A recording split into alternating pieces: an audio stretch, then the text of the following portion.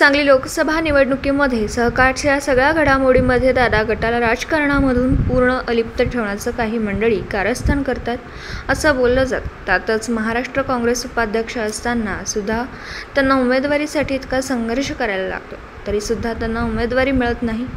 याच्यामागे काहीतरी शुक्राचार्य असेल का?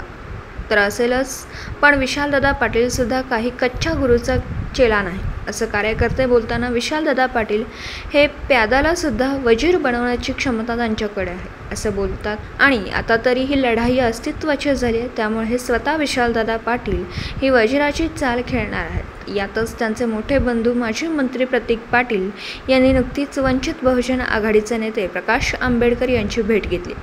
यातच असं कळतंय की कार्यकर्ते म्हणतात अभी नाही तो कभी नाही. म्हणूनच विशालदादा पाटील हे एकच डाव पूर्ण ताकदीनिशी खेळून विरोधकांना चेक आणि मेट करण्याच्या तयारीमध्ये आहेत.